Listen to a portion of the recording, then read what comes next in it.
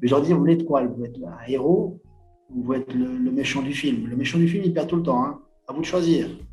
Moi ici, je veux des héros, tu vois. Je veux des bonnes personnes qui aident les autres et pas l'inverse. C'est simple, hein.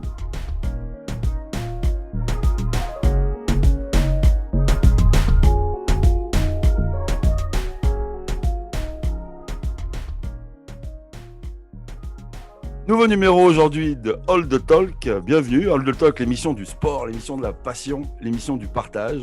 Aujourd'hui, je m'en vais en Suisse. On voyage un petit peu dans les sports et au travers de différents pays. On va en Suisse à la rencontre d'un ancien champion de MMA au Japon. On va reparler un petit peu, on va reparler de tout ça. J'ai l'honneur aujourd'hui de recevoir Nelson Carvalho. Bonjour Nelson, bienvenue dans l'émission. Bonjour, tu commences mal, hein. 30 points de mon nom, c'est déjà pas mal. Tu vois, je vais essayer de me reprendre. Nelson, tu es un ancien champion de MMA dans la ligue HIT, ça, on va l'appeler comme ça. Le HIT FC. Le HIT FC. Tu as été champion MMA chez les poids Walter en 2015. Aujourd'hui, tu es le propriétaire et fondateur du Fight Move Academy à Neuchâtel en Suisse. Donc, c'est ton propre gym, ta propre organisation. Tu entraînes des athlètes de MMA et aussi d'autres sports, puisque ton gym, je passerai quelques images, puis on fera une petite visite, mais c'est quand même assez costaud comme gym. Vous verrez que on est vraiment en mode à l'américaine en Suisse, j'adore. Donc Nelson, bienvenue. On va commencer un petit peu, tu sais, l'émission, c'est vraiment ça. On parle un petit peu de ce que tu fais aujourd'hui, de pourquoi tu le fais, comment tu t'es rendu là. Et puis, on va échanger aussi sur ta carrière de boxeur. J'ai quelques questions très, très spécifiques à te poser. Nelson, on a une conversation il y a 2 semaines et je vais commencer par ça tout de suite. Tu m'as dit quelque chose qui m'a marqué. Ok. Vraiment, tu m'as dit quelque chose qui m'a marqué. Donc, tu es retraité maintenant depuis 2017. Je pense que c'est ça ton dernier combat. Voilà, laissons le passer. Voilà, on laisse le passé, mais surtout, c'est en parlant du passé que tu m'as touché. C'est-à-dire que ce que tu m'as dit qu'en fait, aujourd'hui, à l'entraînement, donc à 38 ans, tu entraînes encore, tu es hyper actif dans ce que tu fais et tout ça. Tu t'éclatais, tu progressais encore. Tu vois, je suis tout rouge. Je viens de finir une série de sparring avec mes compétiteurs. Tu m'as dit que tu t'éclatais encore plus aujourd'hui dans ton sport, dans ta discipline, après des années de professionnalisme, des années de combat. Est-ce que tu peux m'expliquer ça un petit peu? Parce que ce n'est pas la première fois que j'entends ça chez les boxeurs. J'ai eu Thomas Diane la dernière fois, il y a 3-4 épisodes. J'écoute beaucoup de boxe et je regarde.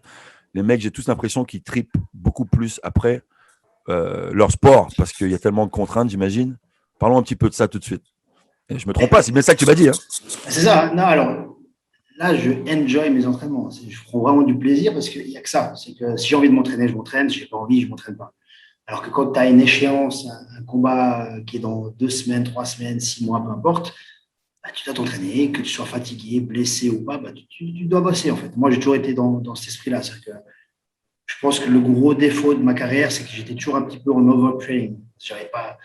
J'écoutais pas assez mon corps. Je le fais pour les autres, mais pas pour moi, malheureusement. Faites ce que je dis, mais pas ce que je fais. Hein. C'est un truc que j'ai appris avec le temps. Mais ouais, j'ai pas de pression, il n'y a pas la diète à faire. Si aujourd'hui j'ai pas bien dormi ou pas suffisant, bah, comme on discutait avant à cause des jumeaux, si tu ne te laisses pas dormir, bah, tu t'entraînes pas. Tu n'as aucune pression. Tu fais vraiment ça quand tu as envie.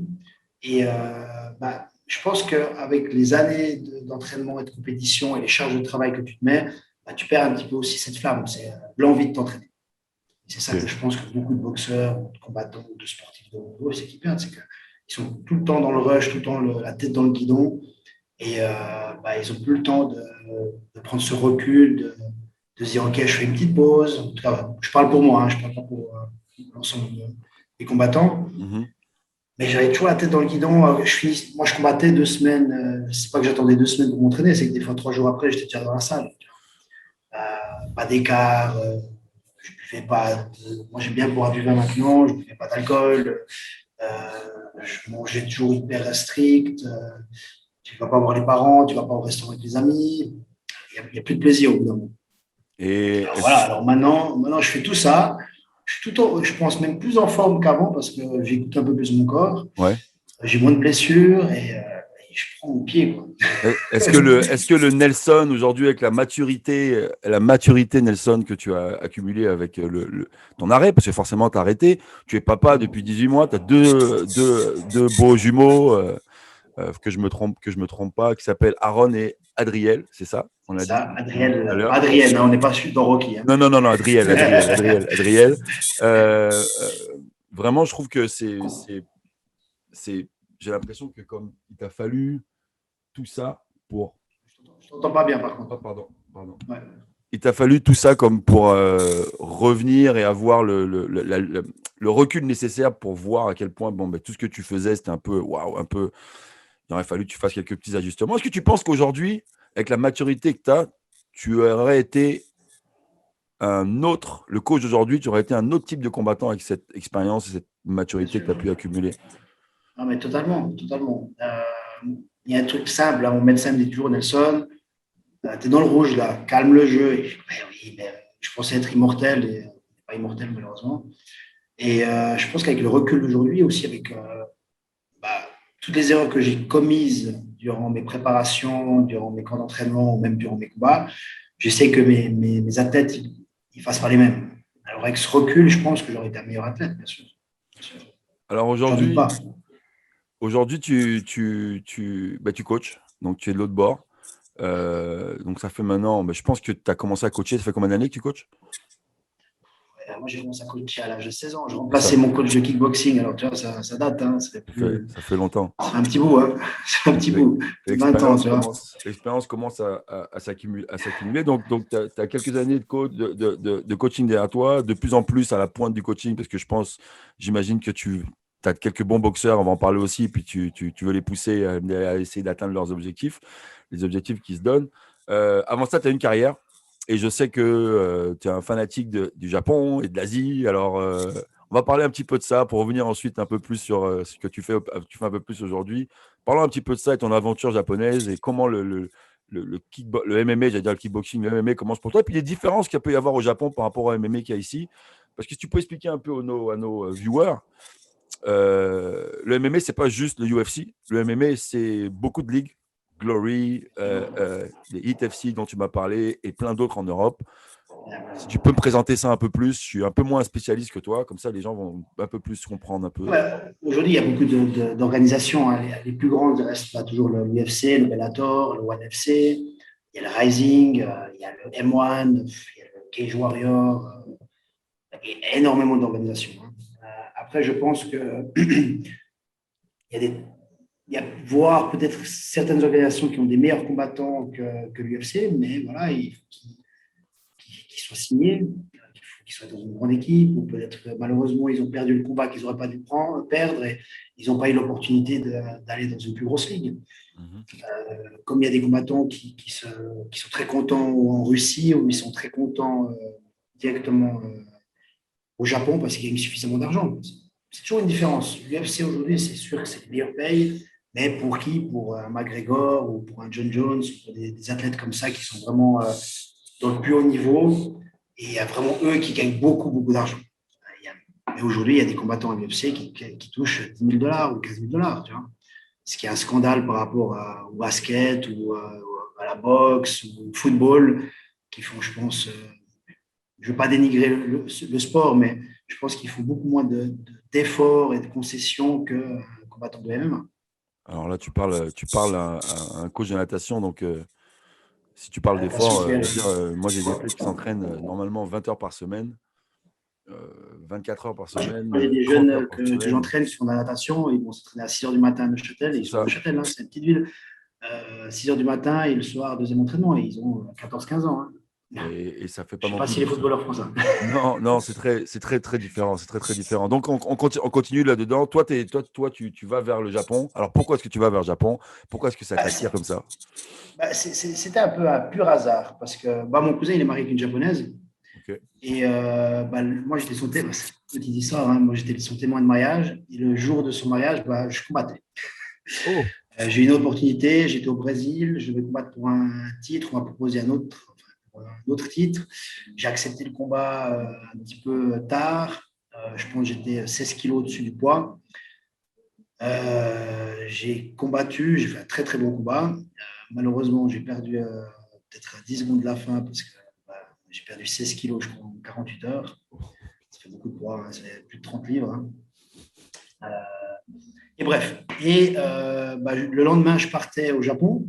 J'arrivais à 5 heures du matin, mon cousin il vient me chercher à l'aéroport, il me fait un petit tour à Tokyo et autres. Et j'ai un de mes combattants qui avait été combattre en Russie et qui a rencontré un combattant d'origine japonais et brésilienne, un mix, Enrique Shigemoto, qui est toujours maintenant un combattant à moi. Il est toujours Et en activité, ce Rico. toujours en activité, hein, Enrique Shigemoto. Ouais, là, il est au Brésil, il vient dans. La semaine prochaine, il arrive pour justement un prochain combat en Russie à nouveau. Il va faire ses entraînements. Et on par échange de messages, il voulait venir, il voulait voir autre chose. Il dit est-ce que je peux venir m'entraîner avec toi? Je dis bien sûr, etc. Et on s'est retrouvé à l'aéroport de Tokyo et il est venu en Suisse. Et ça s'est fait comme ça. Il a fait ses premiers entraînements, etc. Et quelques temps, hein, je raccourcis parce que sinon ça prendrait beaucoup de temps. Il m'invite à aller au Japon avec lui pour donner un stage et le coacher durant un combat, etc. Et c'est là que je rencontre lui, il était champion justement aussi à 84 kilos du ITFC. Et il me présente l'organisateur, M. Shimura, vraiment un japonais traditionnel, etc. Et je donne un stage chez lui, je m'entraîne avec ces gars. Et il me fait toi, il faut absolument que tu combattes dans mon event. Voilà, je dis bon, ok, ouais, pas de souci. Si un jour il y a une opportunité, moi je suis ouvert à venir combattre. Un mois, 2 mois après, je reçois un message disant que tu vas combattre pour le titre contre le champion actuel et qui était classé à l'époque, je crois, numéro 2, numéro 3 au Japon. Quoi. Direct, combat pour le titre. Comme c'est directement pour le titre. Ça, c'est fait. Moi, là, tout excité, bien sûr. Je prépare mon camp, extraordinaire. Je pars avec un de mes coachs de l'époque, qui donnait des cours de boxe chez moi, qui m'accompagnait. Ça s'est fait comme ça. Je gagne le combat au premier round par ground and pound, par TKO. Et génial, quoi. Génial. Le public exceptionnel. Le Japon, voilà. Ouais, j'aimerais ça là-dessus. Tu m'as parlé beaucoup du public là-bas. Tu m'as parlé beaucoup de l'ambiance. Et moi, j'ai vu quelques images. J'espère qu'on va pouvoir partager ça un petit peu dans l'émission. Mais parle-moi un petit peu de ça, justement, parce que ça aussi, ça a dû te choquer. Les Japonais, c'est des showman, de dire, c'est un show. Ouais, ils adorent le show. Je sais pas, c'est différent. C'est une énergie qui est différente. Moi, j'ai combattu au Brésil, où tu sens que c'est très électrique. C'est très, très électrique. Au Japon, il y a vraiment un respect pour les athlètes. C'est que même si tu regardes les anciennes vidéos du Pride ou autre, où il y avait énormément de sol, etc., le public était waouh, waouh, tu vois, il est connaisseur. Je pense que, contrairement à un public américain, l'américain, il veut des coups de coude, il veut du sang, il veut des KO. Je pense que le public japonais est vraiment connaisseur de la technique. C'est-à-dire que peu importe sur une amenée au sol, sur une tentative de soumission ou un ground and pound ou n'importe quoi, il sait ce que le combattant il fait et tu vois, il a comme un pratiquant, il se dit ah ouais là c'est bien ce qu'il fait. Moi, au tout début du MMA, il disait mais ils sont souvent au sol, c'est chiant, ils se collent. Je dis ok viens. Je disais à mes clients viens, on va essayer de faire un petit peu de lutte.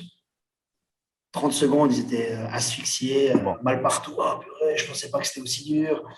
Alors, tu vois, c'est ça la différence, je pense, entre le public japonais et européen. Ils sont vraiment fins connaisseurs. Ok. Mais ça, c'est sûr que tu le ressens, ça fait plaisir. D'ailleurs, le respect que tu décris, ça fait partie des choses. Les photos à la fin, tu vois, que ce soit de la vieille mamie au petit jeune. Tu vois vraiment qu'ils aiment ça. Ouais. Ils sont vraiment fans. Toi, tu as défendu ta ceinture combien de temps? C'était en quelle année quand tu l'as gagné, cette ceinture? 2015, c'est ça? 2015, 2016, franchement, 2012. Celle de 2015. Moi, j'ai vu un titre en 2015. Ouais, ça doit être le premier. Après, le deuxième, c'était une année après. Ok. J'ai combattu. J'étais venu m'entraîner au Canada, au Tristar. Ok. J'avais combattu au Luxembourg pour une ceinture aussi. Okay. Et après, j'avais fait à nouveau ma défense au Japon. C'est là qu'il y a un petit reportage sur Internet au Road to Japan. Ouais, j'ai vu. Ouais. Ça, c'était ma défense de titre. Là, j'ai eu des gens qui m'ont suivi, j'avais des sponsors, c'était assez sympa. Là aussi, c'était un combattant qui était bien classé au Japon. Le coréen? Après, non, le coréen, c'est mon tout dernier combat au Japon. Ok.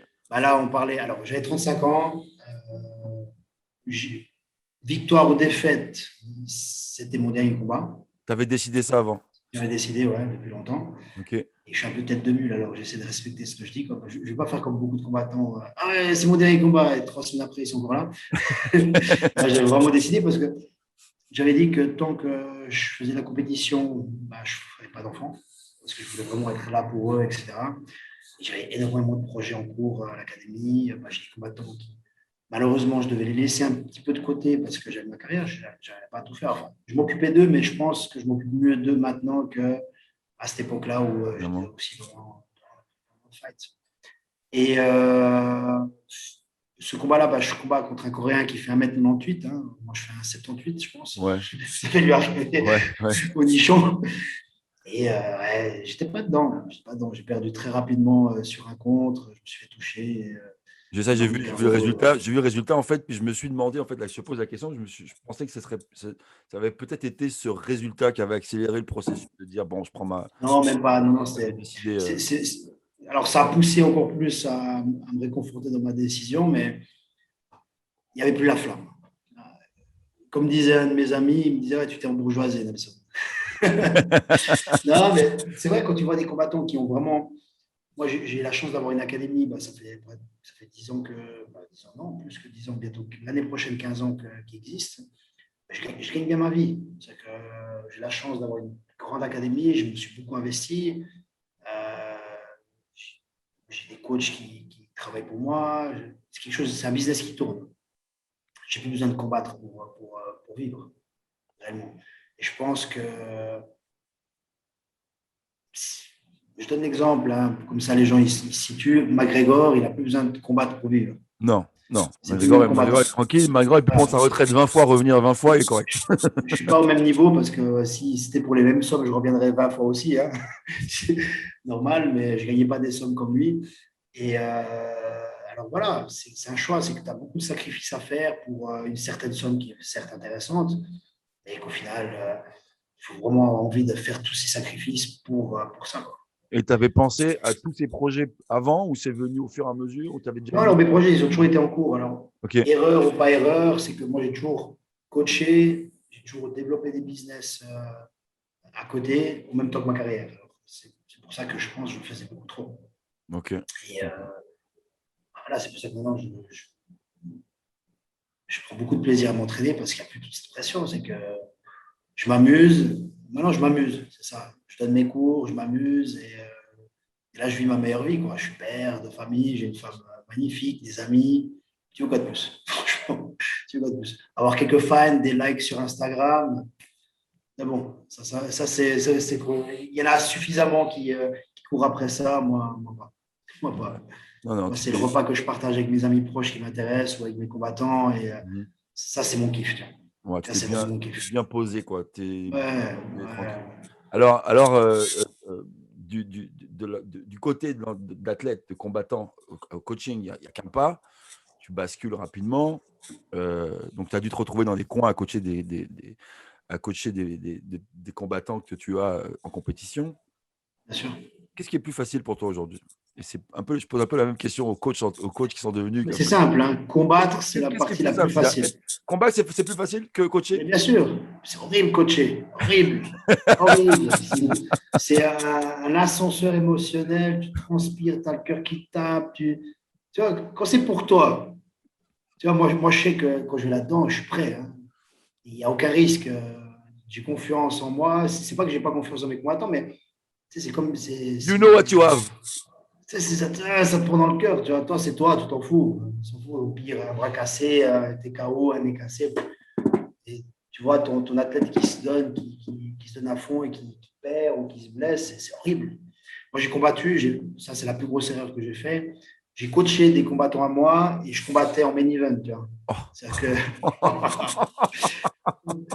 j'ai tout fait. Non, ça, c'est horrible. Là, je pense que le niveau décharge d'adrénaline, t'es épuisé. T'arrives pour te battre, t'as tout donné avant, t'es fatigué. Non, mais t'es usé. Il y a beaucoup de gens qui comprennent pas le métier, toujours le métier de coach. Je pense que les gens ne réalisent pas l'énergie que ça demande.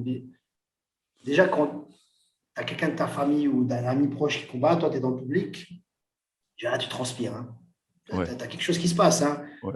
Même quand tu regardes un combattant que tu aimes bien et qui il y a quelque chose qui se passe. Tu es à la maison, hein, tu es assis sur ton canapé, T'as chaud, t'as comme chaud, ça, tu as le paquet de popcorn, tu as chaud. t'as chaud. Imagine-toi quand tu es en live et que c'est ton gars, toi, et que toi, 3 combats après, c'est toi qui fight. C'est un truc, je pense qu'il y en a très peu qui l'ont fait. Moi, je l'ai fait. Mais je Et conseille tu recommanderais ça à personne. non, c'est que non, mais dans ta tête, enfin dans ma tête, tu es toujours meilleur que les autres, tu es toujours l'invincible. Non, malheureusement pas. Quoi. Malheureusement pas. Bon, Ça, tu vois, mes malheureuses défaites, ça a toujours été avec des conneries comme ça. C'est perte de poids, coacher, tu coaches le gars avant toi, tu l'échauffes, tu tournes encore, tu as fait 6 échauffements durant le tournoi, tu as 3 gars qui combattent avant toi, toi tu as le main event qui est à 2 heures du matin, mais ça c'est ouais, super. Quoi. t'as fait ça à l'africaine, comme on dit. Moi, j'aime bien. À la portugaise, à la J'aime bien portugaise. à la portugaise. À la On n'est portugaise. pas loin, on n'est pas loin, on n'est pas loin. C'est vrai, on n'est pas très très loin. Parlons un petit peu, tu as parlé d'un truc un peu spécifique, puis j'ai écouté récemment, j'ai écouté l'interview de Justin Poirier sur le channel de, c'était Joe Rogan, dans son émission. Ouais. Et il disait, Dustin, que ce gars-là, il montait jusqu'à 190 livres pour combattre à 145. Ouais. Waouh! C'est-à-dire que de plus en plus, je m'intéresse à ce sport. Je découvre vraiment les histoires qu'il y a en arrière. Il y a des combattants qui ont la chance de ne pas avoir trop de poids à gérer ou à dealer. Je pense que c'est un des. J'étais très proche de beaucoup de judokas. Je connais bien le judo. C'est un peu pareil, les règlements par rapport au poids, etc. Eux aussi doivent faire le poids jour J. Puis c'est pas forcément le même poids que tu fais quand le combat commence, parce que c'est à 24 heures en général. Mais est-ce que tu ne penses pas que ça, c'est peut-être ce qui va peut-être nuire le plus à votre discipline? Parce qu'en fait, toi, tu me dis que tu as fait un combat, tu avais 16 kilos de plus, tu perds 16 kilos en 12 jours, en 10 jours. D'ailleurs, tu me diras, c'est quoi ton record de perte de poids en 48 heures. Combien? 48 heures. Combien? 16 kilos. 16 kilos en 48 heures. Zombie. Et après, tu montes sur le ring et tu sens que tu as du power. Et tu vas à la patate. Ça ne dure pas longtemps, hein, l'énergie. Hein. Je te parle quand je te dis que j'avais coaché 2 de mes gars avant et que j'ai fighté ce soir-là. C'est ce soir-là où j'ai perdu 16 kilos, etc.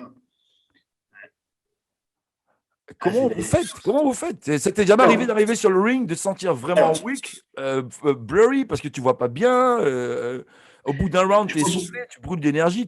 Comment tu fais, quoi? Il faut que tu regardes, c'est mon premier combat contre Aaron Kina, au SHC, justement. Ok. Je devais combattre pour le titre, mais le champion au titre, il a refusé de m'affronter parce que j'avais quand même 2 kilos de plus. J'étais à 71 kilos, 72 kilos au lieu de 70.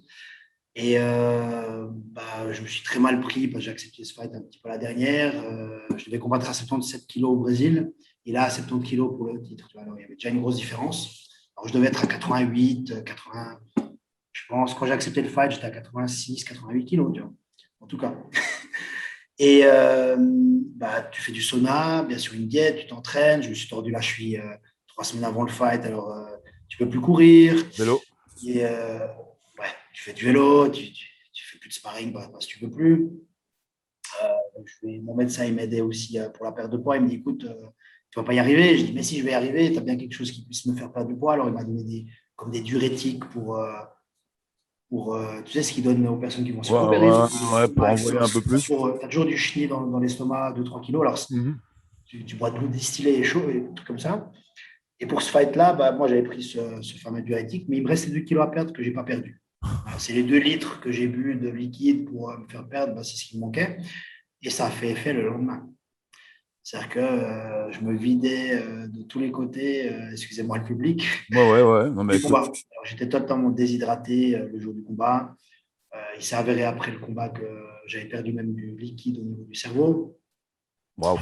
J'ai dû forcer dans le sauna. Moi, j'étais presque en train de mourir dans le sauna. C'est aussi, hein, c'est comme ça qu'il y a eu des morts. Hein. Malheureusement, j'ai eu beaucoup de chance.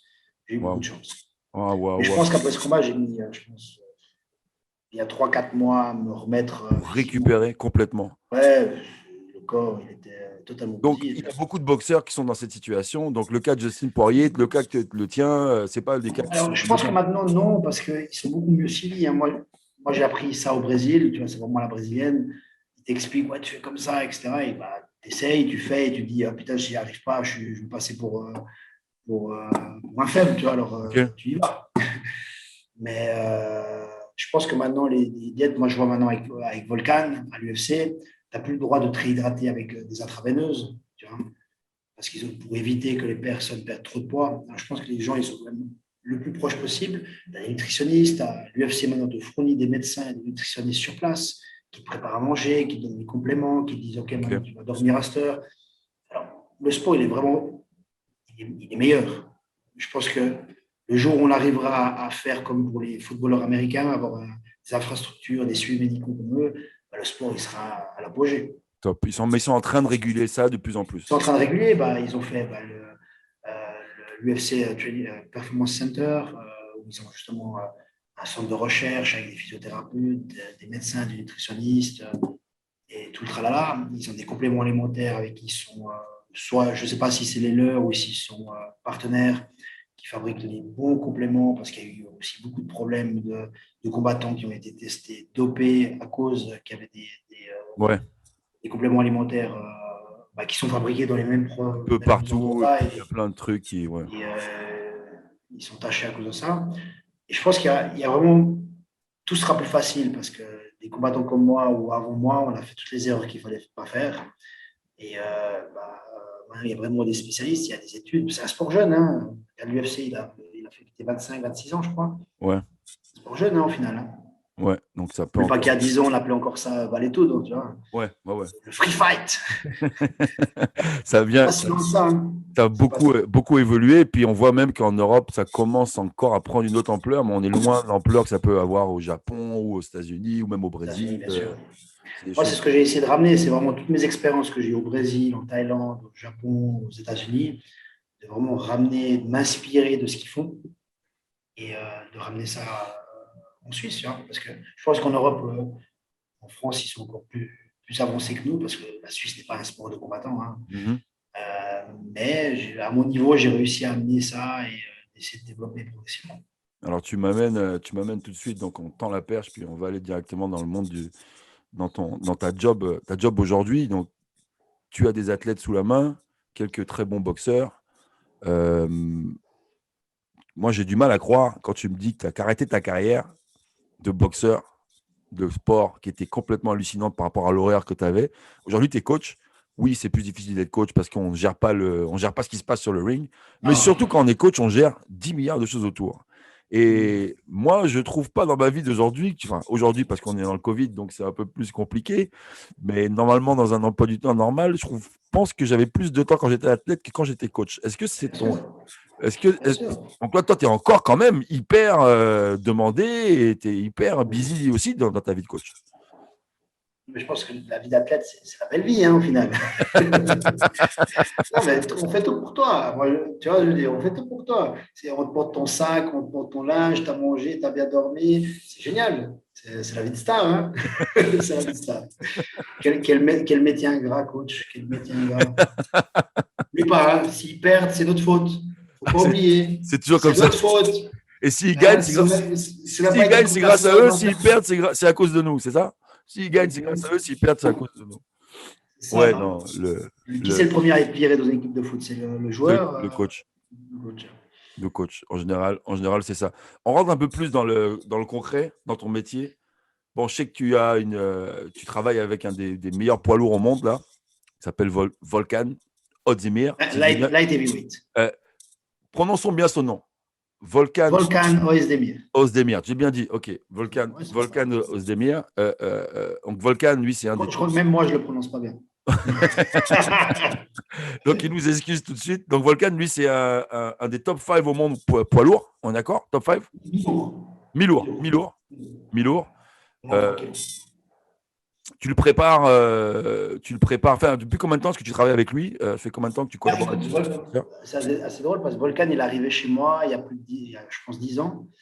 Il avait un combat pro qu'il avait fait en Hollande avec son ami Alistair Overeem, qui Ok. est un combattant pro, poids lourd. Et je pense qu'il a fait une dizaine de combats avec moi. Et ensuite, il est parti justement aux États-Unis pendant 2, 3 ans, peut-être 4, je ne sais pas. C'était clair aussi, c'était une époque où moi j'avais le boom de ma carrière, c'était un petit peu difficile de m'occuper de tout le monde. Et il avait besoin de renouveau, de voir d'autres choses, ce qui est normal. Et Mhm. là, il a fait un petit retour aux sources, ce qui est génial. Ce qui Et est toi, génial. t'es plus disponible qu'avant en plus? Je suis plus disponible. Ouais. Je suis beaucoup plus disponible et je pense qu'il a beaucoup évolué techniquement ces derniers temps. Et il a vraiment soif. C'est un combattant très intelligent. Il aime apprendre. Moi, je vois des combattants, tu sais, ces divas du fight qui pensent tout savoir, qui n'ont encore rien fait. Et tu vois un Volkan qui est à l'UFC, qui est un des top 5 mondiaux, il a même été numéro 2. Et il a plus envie d'apprendre que tu te poses des questions. Tu vois. Mais c'est comme ça, c'est cette mentalité. Hein. C'est que le jour où tu penses tout savoir, c'est le jour où tu as la sur le mur. Tu vois. Il est Alors, super humble, super humble. Volkan, il est super humble. Ouais. Et je trouvais la première fois que je t'ai parlé, puis la première fois que j'ai rencontré après l'entrevue avec Thomas Diane que j'ai faite, et je connais quelques boxeurs, vous avez tous un peu cette vibe, un peu, je trouve. Bon, vous êtes tous des sauvages à votre façon, là, quand vous rentrez sur le, rentrez sur le ring. Mais je veux dire, il y a cette contrôle, cette tenue que vous avez de vous-même en général, je trouve. Vous n'êtes pas jamais. J'ai vu croiser des combattants. Je suis sûr qu'il doit y en avoir. Hein, il y a des gens un peu bizarres partout, mais je trouve que Bien vous êtes, sûr, il y a toujours pas. vous êtes en général assez en contrôle de votre C'est un corps. lifestyle après. C'est vraiment Ouais. un lifestyle. Après, moi j'entraîne beaucoup de jeunes. J'ai projeté une bonne image du sport parce que j'ai me battre pour donner une belle image des combattants. Parce qu'au final, on est des athlètes, c'est tout. Hein. Bien sûr qu'on se bat, c'est notre métier, mais ça ne va pas plus loin. Il n'y a pas de violence. C'est qu'on est des athlètes de haut niveau et on cherche juste à savoir qui c'est le meilleur, qui a la meilleure technique, qui a le meilleur physique. Mhm. Ça reste là, c'est qu'on finit notre combat, on se prend dans les bras et peut-être qu'on devient une armée, tu vois. Mais tu sais que ça, c'est malade parce que les gens qui comprennent pas, bon, on appelle la boxe, pour ceux qui savent pas, on appelle la boxe le noble art. Moi, j'ai toujours été un malade Ah, voilà. de boxe. C'est beaucoup de technique, c'est très respectueux, il peut avoir des relations, machin. Mais quand tu vois, quand tu passes au MMA, des fois, bon, tu vois des mecs qui se détestent. On peut remettre les images de Khabib Connor avant le combat et après, t'as tout vu. Mais tu as aussi des gars, que j'ai regardé en fin de semaine, j'ai regardé Cyril Gane, le français là, qui veut aller vers le titre Ouais, j'ai eu aussi. la chance de le côtoyer dans 2 events, c'est un gars exceptionnel. Tu vas pouvoir m'en parler. Donc, je regardais lui, mais fuck. Avant le combat, ça se regarde, ça check, ça se sourit. Si je fais une connerie pendant le combat, excuse-moi. Mais quand il s'agit de se mettre des tartes dans la gueule, c'est à 200%. Mais on Et vous c'est ça, touche. C'est c'est ça incroyable. les C'est arts martiaux. incroyable. C'est très ambivalent parce que d'un côté, tu peux être hyper sportif, sportsman, gentleman. Et de l'autre, bah, il faut que tu sois un lion, quoi. Bien sûr. Mais c'est pas une question d'agressivité. On cherche pas, oui, on cherche à mettre KO ou à soumettre son adversaire, mais c'est pas l'acte en soi, c'est pas cette. Tu vois, c'est pas. Imagine-toi, je vais dans la rue, je croise un vieux papy, sans défense, je l'attaque, je le fracasse, take down, ground pound. Ça, c'est de la violence. Ouais, Non, mais ça, c'est de la violence. ouais, ouais, ouais. Qui se passe tous les jours, des jeunes de 10 contre 1 ou 3 contre 1. Ça, c'est de la pure violence. Tu vois. Les deux athlètes qui se sont entraînés, qui sont au même niveau et qui s'affrontent. Tu vois. Ça en reste là. Ça en reste là.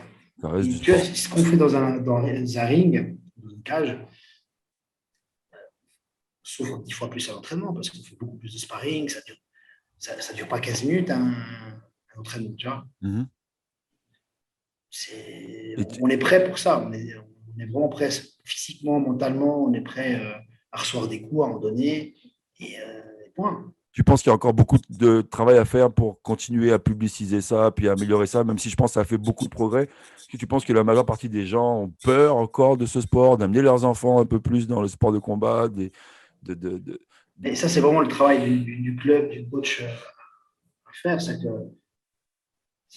moi, je vois les jeunes aujourd'hui qui viennent ici, c'est pas des gens qui vont se battre dehors, tu vois. Bien sûr, peut-être tu auras un cas qui va le faire, mais peut-être pour se défendre, mais il n'y aura pas cette. Moi, j'essaie de changer un peu leur mind et leur faire comprendre qu'on doit être des bonnes personnes. Il y a un truc que je faisais souvent avec les jeunes, je leur expliquais, mais bon, maintenant, ils arrivent à rendre les Les coups. les méchants dans les films gentils, tu vois. Mais, mais je leur dis, vous voulez être quoi? Vous voulez être un héros ou vous voulez être le méchant du film? Le méchant du film, il perd tout le temps. Hein. À vous de choisir. Moi ici, je veux des héros, tu vois. Je veux des bonnes personnes qui aident les autres et pas l'inverse. C'est simple. Hein. Tu cultives un peu cette philosophie-là. Et là, bon, je jump directement, tu m'amènes tout de suite. Et j'ai préparé mon entrevue, mais on glisse ça tout seul. J'adore. Allez, glisse, On glisse. enchaîne ça tranquille. Je lisais ton profil sur ton site par rapport à ton académie, donc le Fight Move Academy. On parle de méthode d'entraînement. Enfin, de ta méthode d'entraînement. Donc là, tu me parles un peu de philosophie d'entraînement, de ce que tu veux leur apporter, de l'équilibre qu'il faut amener, de la rigueur que tout ça peut apporter. Mais parle-nous un peu plus de ta méthode d'entraînement dans ton académie avec tes boxeurs et ceux qui viennent apprendre à boxer. Alors, ma méthode, moi, j'invente rien, j'ai rien inventé. Hein. Je me suis inspiré de beaucoup de choses, de beaucoup d'entraînements, d'autres coachs que j'ai côtoyés aux États-Unis, en Thaïlande, etc. J'essaie toujours de prendre le meilleur, ce qui me convient le plus, et après de le transmettre. Mais je fais rien de spécial, c'est que j'essaie d'apprendre beaucoup de techniques. C'est important pour moi. Mon premier coach de kickboxing, il me disait, Nelson, ce qui est important quand tu combats, c'est que tu dois être beau. Beau dans la gestuelle, dans la technique, etc. Parce que c'est ça qu'on veut voir. On n'est pas des bagarreurs de rue, on n'est pas des voyous, on est des athlètes, on est des artistes martiaux. On revient à l'art, j'aime bien, j'adore ça, j'adore ce mot-là. Et c'est ça que j'essaie de. Ce qui est très important pour moi, c'est que tout ce qu'on fait doit être beau. On n'est pas là pour swinguer, donner des coups dans le vide, etc. On essaie vraiment de faire des belles techniques, que les gens aiment regarder. Tout doit être propre. On n'est pas des bagarres de salon, hein, tu vois. Alors j'essaie vraiment de transmettre ça. Après, voilà, on fait de la préparation physique, on fait des techniques de boxe. J'ai des coups que j'aime bien apprendre. Je m'inspire de coups que je vois dans certains combats qui marchent. Je les essaye. Et après, mais ce qui est important pour moi aussi, c'est que chaque athlète, il ait son propre style. J'essaie d'intégrer certaines choses, mais j'ai des athlètes qui arrivent chez moi, qui ont déjà combattu ailleurs ou autre. Je n'essaie pas de leur changer leur méthode. J'essaie qu'ils assimilent certaines de mes techniques, mais tout en restant eux-mêmes. Ça, c'est important. Parce que sinon, après, on n'est pas à l'usine, on fait des copies-coller non-stop. Je te mets un A+ dans ta réponse. Parce que, non, vraiment, tu sais, parce qu'on a tous coaché. J'en parlais hier parce que j'ai enregistré une émission avec un fondateur d'une académie de basket ici, à Montréal, Alexandre Victor, on lui passe le bonjour. Et on parlait de la même chose. Et je vais recevoir François Bigrel, qui est un professeur que j'ai eu il y a quelques années, qui a beaucoup impacté ma façon de coacher. Et François parlait beaucoup du P1 et du P2, sans rentrer dans les détails P1, P2. Je vais simplifier ça. Il y a l'athlète qui arrive avec ses qualités, sans savoir tout ce que tu dis, tout ce qu'il a appris, et le coach, qui lui aussi vient avec sa culture, tout ce qu'il a appris, tout ce qui a cheminé son développement de coach. Okay, et souvent, l'entraîneur, il veut imposer beaucoup de choses sur l'athlète. Okay, mais ce que tu as dit là, c'est que quand même, tu prends l'athlète, tu respectes son style, tu respectes sa façon de bouger, tu respectes sa façon de se déplacer, parce que chacun a sa façon, chacun a son style, et tu vas essayer de le rendre beau à ta façon, mais dans leur style. Est-ce que j'ai un peu bien résumé? J'ai résumé. Tu vas juste affiner un petit peu. Exactement. Mais tu es au courant aussi d'athlètes, de coachs qui, eux, transforment tout. Et ça peut marcher une fois sur 20. Ça peut marcher, bien sûr. Mais tout dépend. Peut-être ça va marcher sur un cas sur 100. Tu vois, un exemple assez simple, Tyson, la méthode de Tyson, du coach de Tyson, il y a plein de gens qui essaient d'apprendre, mais tu as déjà vu quelqu'un boxer comme Tyson? Avec les déplacements, les mouvements de la tête? Il n'y a que lui. La méthode du coach à Tyson, elle a marché pour Tyson. Peut-être qu'elle a marché pour un ou deux gars, mais moi, je n'ai pas vu un deuxième Tyson. Non. Je n'ai pas vu. Non. Pourtant, je regarde beaucoup de combats, mais dans les commentaires, marquez-moi, envoyez-moi une vidéo d'un deuxième Tyson. Même aujourd'hui, là, à 54, 57 ans, il bouge pareil. Il bouge pareil. Très bas sur les jambes, par rapport à son gabarit aussi, parce que tous les poids lourds, c'est des géants. Ça marchait que pour lui, pour une personne. Et c'était beau aussi. Et c'était magnifique. C'était magnifique, ouais. Voilà. Moi, je suis encore un très jeune coach au final. Je vais faire 39 ans cette année. J'ai encore beaucoup à apprendre. On dit On dit en natation que avant 40 ans, les coachs en natation, c'est mon coach qui me disait ça et d'autres entraîneurs, des vieux de la vieille qui disaient ça, qu'avant 40 ans, tu n'es rien. C'est-à-dire que tu fais juste accumuler, accumuler, accumuler, accumuler, accumuler. Et ta propre identité d'entraîneur, tu la trouves à peu près après ce petit passage-là. Tu commences à savoir Je pense que exactement tout ça. le pic d'un combattant, c'est entre 30 et 35. Je pense que le pic d'un bon coach, c'est entre 40 et 50, 45, 45, je pense. Faut que je me dépêche. Il faut que tu te dépêches. Non, mais je pense que c'est rien. Peut-être que je serai un très bon coach à 60 ans, mais est-ce que j'aurai la patience à 60 ans de coacher encore? Je ne sais pas. Ah, tu vas Voilà. pouvoir voir. Je continue dans le coaching. On a parlé de Volcan, qui lui, dans les mi-lourds. Est-ce que tu en as d'autres derrière qui s'en viennent, dont tu as envie de parler et qui sont des prochains, ou les prochains gros combats que tu vas avoir, qui s'en viennent Je pense que tous mes combattants actuels, je ne vais pas en citer, c'est plus simple, mais ils ont tous des talents. Le gros problème maintenant avec le Covid, c'est qu'ils aient la chance de combattre. Parce que ça nous a permis aussi cette année de transition, on va dire, de vraiment les faire progresser. Parce que je pense que progresser quand tu as une compétition, quand tu as une échéance, c'est difficile. Je combats dans 8 semaines, tu ne progresses pas. Tu drilles ce que tu sais, ton cardio, ta force, ta stratégie de combat, mais je ne pense pas que tu puisses apprendre, parce que tu n'as pas le temps d'apprendre. Peut-être que tu vas apprendre des techniques, mais tu vas vraiment les assimiler. Ça prend beaucoup plus de temps pour les développer. Alors, je pense que pour beaucoup de mes athlètes, cette période de off de 1 an, 1 an et demi qu'on a eu, elle va servir justement à améliorer leur technique. Maintenant, ils doivent juste pouvoir s'exprimer. C'est ça qui leur manque. Ouais, ben c'est vraiment. Alors, on a des dates de plusieurs combattants qui commencent à s'installer, les choses, espérons qu'elles vont revenir. Et je pense qu'il y a des belles choses qui vont se. Donc toi, tu as profité à fond de cette période de transition où tu n'avais pas trop de compétition, où tu as pu exploiter ça avec tes meilleurs athlètes. Bien sûr, plein de choses. Nous, on a été fermés 8 mois au total depuis mars passé, depuis l'année passée. Fermé Fermé, ouais. Ok. On était fermé. On a eu à un moment donné le droit de donner quelques cours privés, après on n'a pas eu le droit d'entraîner les pros, après on a eu de nouveau le droit. Alors j'ai profité de ma famille, ça c'était déjà magnifique, c'était déjà exceptionnel. Et aussi passer plus de temps avec les combattants et mettre certaines choses en place, avoir aussi le temps de réfléchir parce que pour d'autres projets, des nouvelles choses, parce que de nouveau, quand tu as toujours la tête dans le guidon, c'est difficile de prendre le recul, respirer, avoir une vision différente. Ça nous a un peu forcé à le faire. Ouais, ça nous a forcé à le faire. Tu vois, je partage ça avec toi, le projet dans lequel je suis maintenant. Donc, je suis en train d'enregistrer ma 42e ou 41e émission avec toi, là. Et j'ai toujours eu ce projet-là dans la tête. Mais quand tu coaches, ça va à 200 à l'heure. Tu es toujours pris là, il faut que tu t'occupes de là, il faut que tu prépares ci, il faut que tu prépares là. Les gens ne se rendent pas toujours compte. Et là, ça s'est arrêté. Et puis d'un coup, j'ai l'opportunité de pouvoir profiter un peu plus des choses dont tu ne profitais pas. Donc ça te fide un peu. Mais à un moment donné, toi, comme personne, tu vis une vie de coach où tu voyages, où tu es actif, où tu es ci, où tu es ça. Moi, il a fallu que je trouve un substitut. Et ça, c'est un peu ma thérapie. Continuer à être actif, rencontrer des gens, discuter. Il faut qu'on trouve chacun dans cette période-là le temps d'eux, mais surtout prendre le temps de s'arrêter, comme tu as dit tout à l'heure, et puis réfléchir à ce qu'on veut faire. Alors, je ne suis pas en train de te dire que je vais faire du Joe Rogan demain matin, mais je m'en fous. Je donne, j'échange, on se fait plaisir, on essaye de faire plaisir à certaines personnes, puis si ça fonctionne, tant mieux, si ça ne fonctionne pas, tant pis, mais comme tu disais tout à l'heure, le plaisir, c'est d'apprendre. Le plaisir, c'est de progresser là-dedans. Tu fais déjà quelque chose de super intéressant, c'est qu'il y a énormément de podcasts en anglais, et en français, il n'y en a pas tant que ça. Ouais. Moi, j'ai déjà été invité dans d'autres podcasts en anglais. J'ai pratiquement tout le temps refusé parce que mon anglais n'est pas suffisamment bon pour avoir une conversation comme on a là maintenant. Je trouve que ce serait dommage de faire un podcast où tu ne t'exprimes pas librement ou à 100%, alors c'est hyper bien.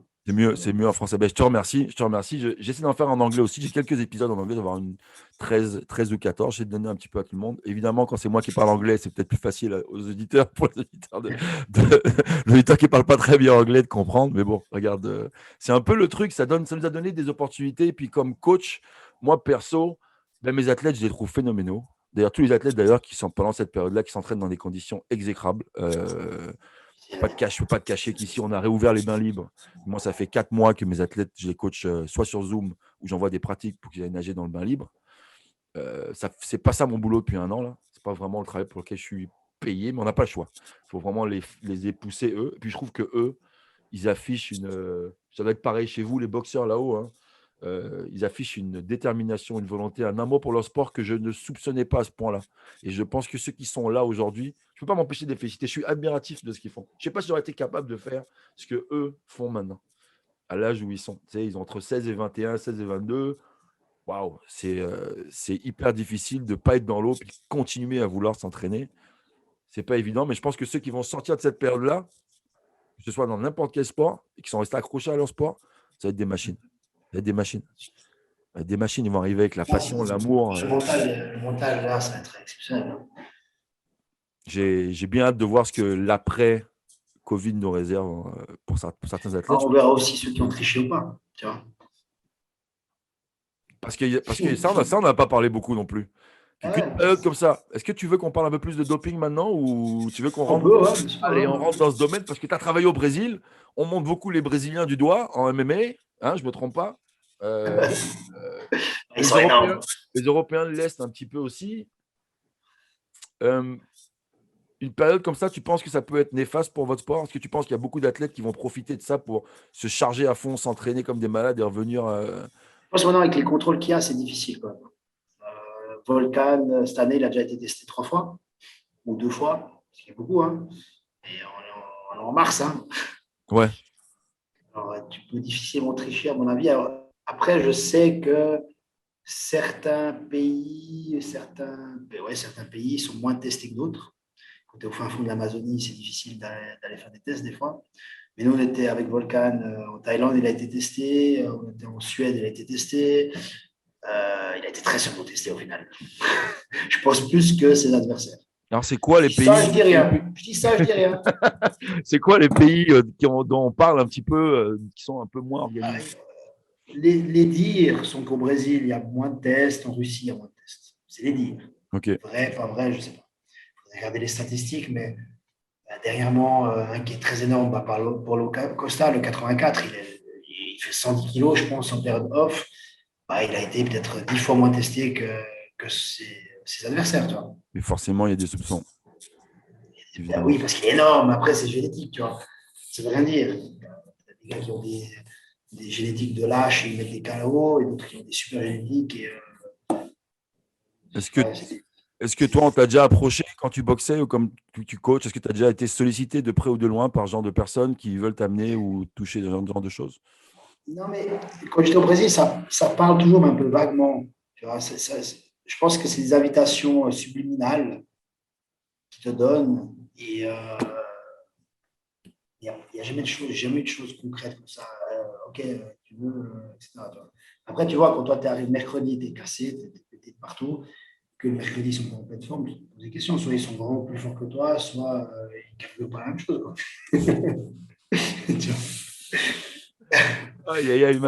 Malheureusement, c'est le combat. Et puis je dirais que et c'est un peu ça qui me fait peur avec toutes les ligues que vous avez, parce que vous avez plein de ligues en boxe, que ce soit en MMA ou en kickboxing, quel que soit le sport de combat, il y a plein de super ligues. Fédérations différentes. Mais il y en a qui sont vachement plus rigoureuses que d'autres dans les contrôles. C'est un peu ça. Bien sûr.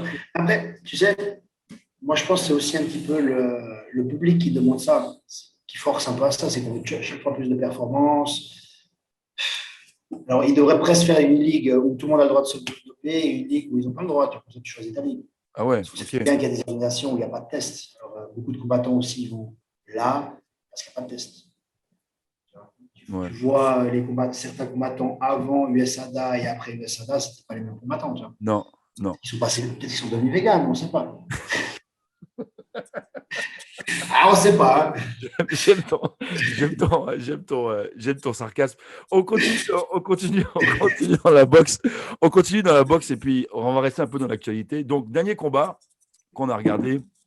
Moi, j'ai regardé ça en fin de semaine. Donc, c'est Cyril Gane. J'ai regardé donc un futur grand champion. Je pense le mec, un poids lourd. Il est poids lourd, lui, hein, qui bouge comme il bouge. Bébé. Il a l'air pas mal technique. Il est bon il est pas mal dans. C'est un boxeur, je pense, à la base. Là. Il est plus boxeur que. Un kickboxer à la base. Ouais. C'est ça, ouais. Il avait déjà pas mal de combats en kickboxing. la conversion qu'il a fait grâce à son coach Fernand Lopez, il a fait un super boulot parce qu'il a vraiment réussi à adapter sa physionomie de kickboxer pour les MMA. Et là, il a fait un travail magnifique. Donc, Vraiment. C'est un lui, très bel athlète, lui, tu très l'as bonne côtoyé, hein. personne. Tu le connais bien. Ouais, je les ai côtoyés, bien sûr. Ouais. On était à deux events ensemble. On a bien rigolé. C'est quelqu'un qui rigole, qui déconne tout le temps. Nous, on aime bien déconner avec Volcan.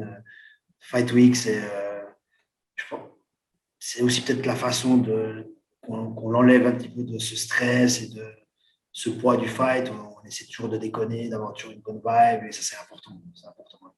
Donc, tu as un très bon futur, on va dire futur, elle est peut-être un futur champion du monde, ce mec, hein, Cyril Gann, hein. Je pense. Ouais. Il a le potentiel. Je leur souhaite en tout cas. Bon, on leur souhaite ça. Cyril, si tu nous regardes, je t'envoie une invitation bientôt. Fais attention sur Ah ouais. euh, Cyril, je continue, toi, dans les boxeurs. Donc là, je peux pas encore faire une émission de boxe où je reçois des gens qui connaissent le MMA et pas parler de Khabib. Parce que là, j'ai reçu un des anciens sparring partners de Khabib avec Thomas Diane. J'ai beaucoup appris, j'ai beaucoup écouté. Euh, Est-ce que toi, tu es un autre spécialiste, donc peut-être tu vas m'amener un autre regard. Est-ce qu'il est vraiment autant. Moi, je pense que oui, mais d'un point de vue de ta part, est-ce qu'il est vraiment, point de vue de toi, là, est-ce qu'il est vraiment une autre catégorie, another level, ce gars-là? Ce qui est vraiment, il y a lui et lui. pour moi, vraiment, Khabib, il a battu tout le monde. Hein. Je ne pense pas qu'il ait le meilleur striking. Je ne pense pas qu'il ait la meilleure lutte de l'UFC. Par contre, il a le meilleur contrôle. Quand il te met au sol, mon garçon, c'est ciao, bonne nuit. La pression qu'il a, la technique qu'il a, son grappling, je pense qu'il est vraiment au-dessus de la norme. Maintenant, on aurait voulu le voir comme Georges Saint-Pierre. Hein. Tout le monde aurait voulu voir ça. Un très bon lutteur, un très bon grappleur. Il y a comme une différence de catégorie. Ça aurait été un beau match. Je ne sais pas qui aurait gagné, le meilleur aurait gagné de toute façon. Mais oui, je pense qu'il surclasse avec sa pression. Je pense qu'il surclasse beaucoup de monde. On voit hein, tous les gars qui l'ont affronté, ils passaient pour des débutants. Dès qu'ils étaient le dos au sol. Moi, j'ai un feeling. J'ai regardé tous les combats de Rabib, puis j'ai l'impression qu'il y a peut-être un ou seulement deux combats, et c'était au début, où les mecs avancent, où les mecs font leur stratégie contre lui. J'ai l'impression que quand ils viennent, donc un Gadieux qui s'est combattu contre lui, j'ai jamais, tu regardes, c'est 10 combats avant, c'est jamais le combat qu'il fait contre lui. C'est-à-dire contre lui, j'ai Ouais, l'impression ils sont bons. il adapte sa boxe au lieu de venir avec Ouais. leur plan. Parce que c'est juste un peu ce Tu sais, que à je ce dis. niveau-là, il y a tellement de pression, tellement de. Tu as vraiment une grosse pression, tu vois, et tu veux tellement bien faire. Il y a plein de choses qui se passent dans la tête. C'est compliqué, je pense. Ouais. C'est un tout. Hein. Je pense qu'ils l'ont peut-être trop respecté. Quand je dis respecté, c'est qu'en se disant, ouais, il faut que je fasse attention. Euh, ouais, je pense qu'il faudrait quelqu'un qui lui rentre vraiment dedans. Ça aurait été une solution. Tu vois. Au risque et péril, allez, vas-y, je m'en fous. Je donne tout. Je balance des genoux sautés. Je balance des coups de coude dans tous les sens et j'essaye, quoi. J'ai regardé les combats il y a 3-4 semaines, c'était Ousmane qui se battait. Donc là, un autre phénomène. Et ça a l'air en plus que ces deux frères, les deux là, que c'est comme deux, ils sont comme à peu près dans la même zone. C'est des potes. Je pense pas qu'ils vont être capables de se battre un jour. J'ai vu ces deux gars-là. J'ai regardé Ousmane qui est incroyable. J'ai regardé Chandler il y a un mois et demi. Et pour moi, c'est ces combats que j'aimerais voir avec Khabib. Quand on parle de Ah Georges oui, bien Saint-Pierre, sûr. Ah oui. Chandler, Chandler, Khabib, Khabib, c'est magnifique, je pense. wow, wow, wow. Chandler, là, c'est un pitbull. Là. C'est vraiment. Lui m'a impressionné. Et Ça, j'aimerais bien voir aussi. Ousmane dans l'attitude.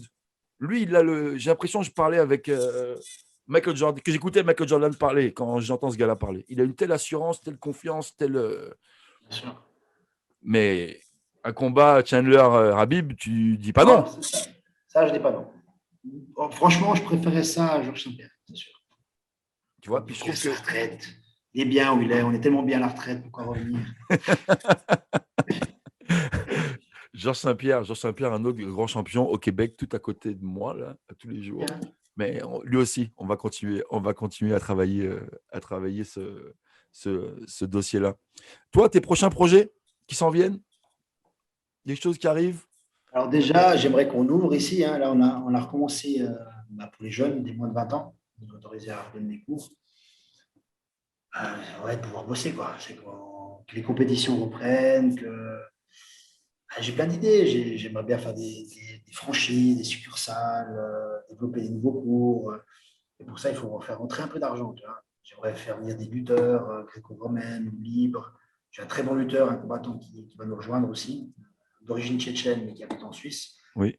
J'aimerais beaucoup qu'il donne des cours et qu'on rejoigne peut-être même la Ligue suisse de lutte. Mhm. Mais pour ça, il faut des sous, quoi. Il faut qu'on puisse bosser, tout simplement. Mais on a vraiment de quoi faire une bonne team. Parce que le gros problème, comme je te dis, on est en Suisse, c'est un pays cher. Alors moi, j'ai plein de combattants qui aimeraient venir faire des camps d'entraînement et autres, mais c'est difficile. Hein. Un loyer, c'est cher, la nourriture, c'est cher. Quand on te donne le choix entre les États-Unis ou la Thaïlande, le choix il est vite fait. Tu vois. C'est un peu moins cher que celui en Asie. Voilà. Après, l'avantage, je pense qu'on a, c'est qu'on est une petite team avec une dizaine de bons combattants, de bons strikers. On a des très bons strikers. J'ai pas mal de strikers de très haut niveau, des gars qui ont fait 5-6 fois champion suisse de kickboxing, champion d'Europe et autres, qui sont je suis en train de les convertir gentiment au MMA. Et je pense qu'on a cette chance-là, c'est en petite team, on peut vraiment être beaucoup plus spécifique avec un combattant. Alors que quand tu es dans une team où il y a 50 combattants, il n'y a que les gars qui vont combattre pour le titre, où tu es vraiment derrière, les autres, tu es un numéro. Donc, dans ta route vers le succès, dans ta route vers les futurs résultats que tu vas apporter à tes athlètes ou à ta team, tu sais aussi que tu ne pourras pas en coacher 50 000. Il faut que non, mais j'ai même pas envie. J'ai même pas envie. Je pense qu'il y a encore 2-3 gars que j'aimerais rajouter dans la team, y avoir ce noyau bien solide, et ce sera parfait. Quoi. Après, il sonne. Est-ce que tu as des femmes? Tu coaches des femmes dans ton team Non, j'ai des filles, bien sûr, j'ai des filles. Là, de nouveau, j'ai une Brésilienne qui repart au Brésil pour voir sa famille, qui va revenir. J'ai aussi de jeunes athlètes qui sont en voyage, sont un peu bloqués à cause du Covid pour l'instant, à cause de leur âge, ils ne sont pas encore professionnels, alors ils ne peuvent pas s'entraîner, c'est un peu compliqué. Mais je suis ouvert, s'il y a des athlètes, j'aimerais bien entraîner une ou deux femmes de haut niveau. Je pense qu'il y aura quelque chose à faire. Ça m'intéresserait bien aussi de voir une autre approche, une autre méthodologie d'entraînement, savoir gérer aussi tout ce système hormonal des femmes. Ça peut être super intéressant. Ok, voilà. Ça peut être un autre. Tu dois gérer différemment. Hein. C'est pas pareil. C'est pas pareil. Coacher les filles, coacher les gars, non, forcément, c'est pas la même chose. Puis je trouve souvent que les séparer, c'est bien. Je trouve que les gars entre gars, ils sont plus gars, les filles entre filles sont plus elles-mêmes. De temps en temps, on les mélange. Moi, dans mon club, je sais que les plus jeunes, on a divisé filles-gars. Les filles s'entraînent de leur bord, les gars de leur bord. De temps en temps, ils ont des pratiques communes. Mais non, c'est pas la même chose pour un entraîneur coacher une femme. Et tu vois, moi, en tant que coach, aujourd'hui, avec les contacts qu'on a avec l'UFC, une Suisse ou une Française, peu importe, avec un bon niveau, on pourrait l'amener rapidement à l'UFC.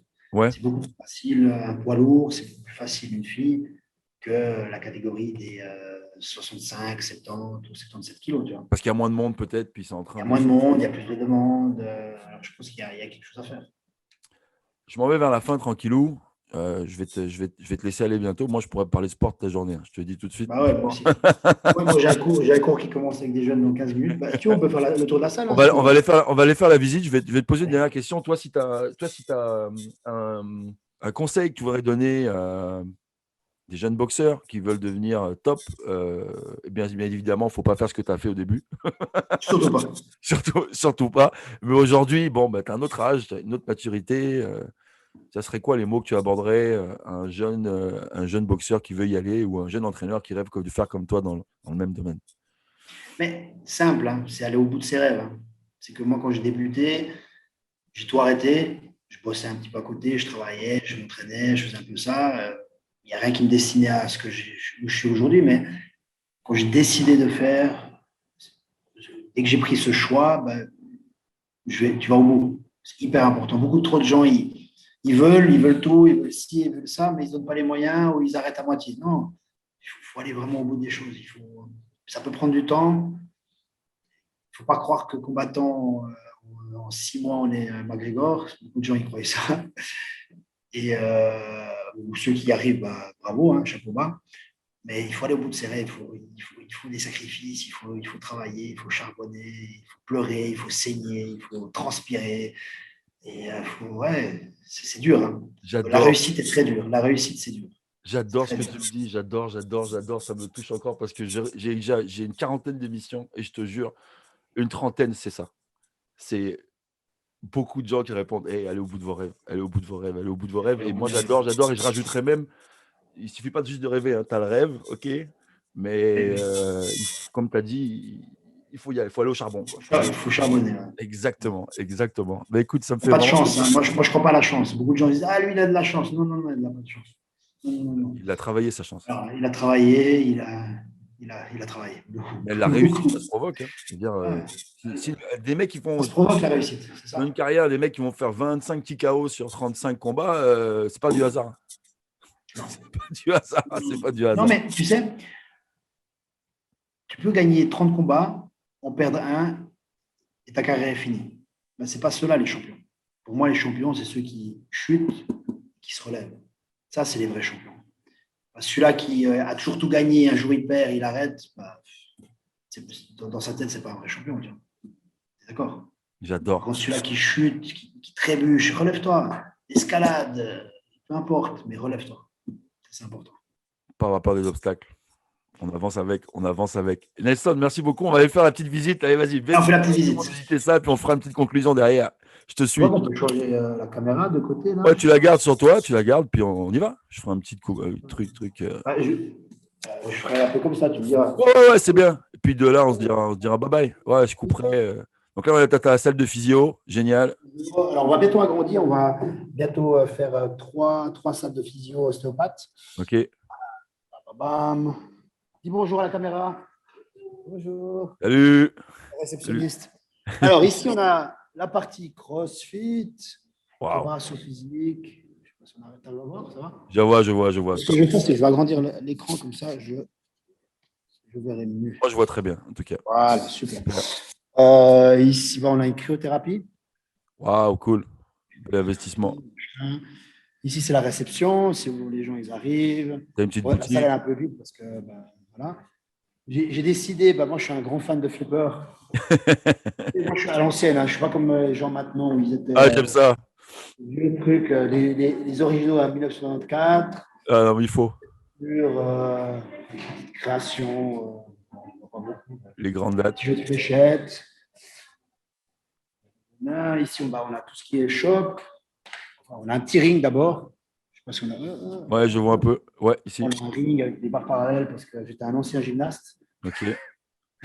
Donc, j'étais tout jeune. Le shop, où tu as tout l'équipement de sport, etc. Ok. Là, ici, je vais trop vite. Et ici, on rentre dans la partie martiale. Waouh. Bonjour. Wow. Ça, c'est une des parties du tatami. Ça fait combien de mètres carrés ton 1000 mètres carrés.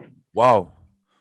Ici, on a l'autre partie. On a toujours deux zones. Normalement, quand on bosse vraiment, on a toujours deux cours en parallèle. Ok. Ce qui nous permet de faire, par exemple, un cours de MMA avec un cours de boxe thaï. Bam. Ici, maintenant, on descend. Hop. Attends, sous-sol. On a encore un étage où on a tout ce qui est partie préparation physique, coaching privé, etc. Waouh. Guys, c'est la place pour aller s'entraîner là. On a trois ambiances. Une partie, tout ce qui est CrossFit, partie force, on va dire. Une partie avec deux zones pour les arts martiaux. Il y a après une partie spécifique pour les coachings privés, pour du spécifique, genre de la rééducation, comme on a des physios, on fait de la rééducation.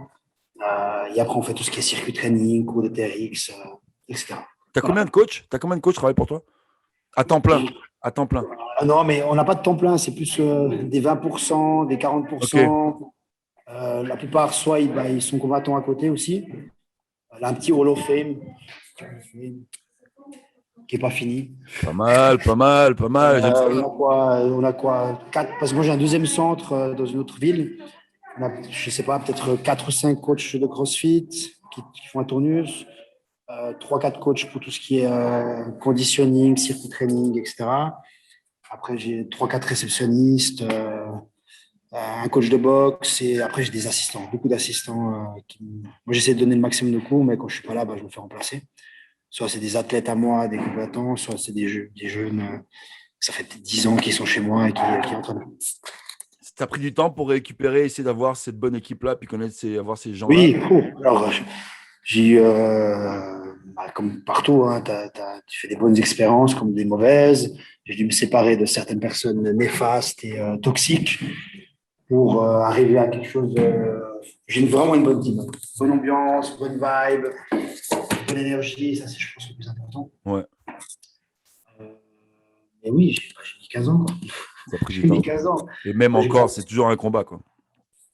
Ouais, il y a aussi beaucoup de formations. Le plus difficile dans notre sport, enfin, dans tous les sports, tu as des athlètes de haut niveau, c'est que tu dois former les gens pour qu'ils apprennent des techniques, tu vois, pas comme pour toi, nager ou faire du basket, il y a beaucoup de techniques, c'est pas juste un coach fitness, je pense que c'est beaucoup plus facile, tu fais une formation de 3 mois et tu sais faire des couchers, etc. Donc, tu connais pas encore la science du sport, mais coacher, c'est facile. Maintenant, enseigner de la boxe, donner un cours de boxe, c'est facile, mais enseigner de la boxe, enseigner du MMA, enseigner du crossfit, vraiment, on est très, très à cheval sur la technique, comme je t'ai dit. C'est beaucoup plus difficile. C'est pas en 1 an, 2 ans que. Moi, ça fait plus de 20 ans que j'enseigne et je sais encore rien. Je sais encore rien, quoi. Je sais encore que dalle. J'adore, j'adore. J'avais dans une entretien avec un ancien champion olympique de natation, maître nage libre, Denis Auguin, il parlait de répétition dans l'entraînement. On disait, c'est Onesta, un ancien coach de handball, qui disait ça. Répéter, ce n'est pas recommencer. Et j'aime beaucoup cette phrase parce qu'on peut toujours Comme disait Bruce Lee, c'était quoi sa phrase? Je l'ai postée il n'y a pas longtemps. C'était j'ai plus peur d'une personne qui pratique 10 000 fois un coup de pied qu'un coup de pied fera 10 000 coups de pied une fois. C'est la réalité, c'est la répétition, c'est la répétition. Elle est vraiment bonne. Nelson, gros merci. Merci beaucoup pour tout. Je te souhaite bonne chance dans tes projets. On reste en contact. Merci beaucoup. On reste en contact. Je suis vraiment très content de t'avoir reçu ce matin ici à Montréal, l'après-midi en Suisse. C'était Hold the Talk, le numéro 41, certainement. Subscribe, like, share. Venez nous amener des commentaires, faites-vous plaisir sur la chaîne, encouragez-nous parce que c'est vraiment un projet qui me tient à cœur, puis je veux vraiment continuer à avancer ça. C'est beaucoup de travail, je fais tout seul quasiment à 95%. J'espère de faire grandir mon équipe aussi bientôt comme toi pour essayer de faire progresser encore plus vite la chaîne. Donc merci pour tout Nelson. C'était un plaisir. Un plaisir de t'avoir et puis bonne chance pour la suite. Hold the Talk, numéro 41, à très bientôt. Au revoir tout le monde. À très bientôt.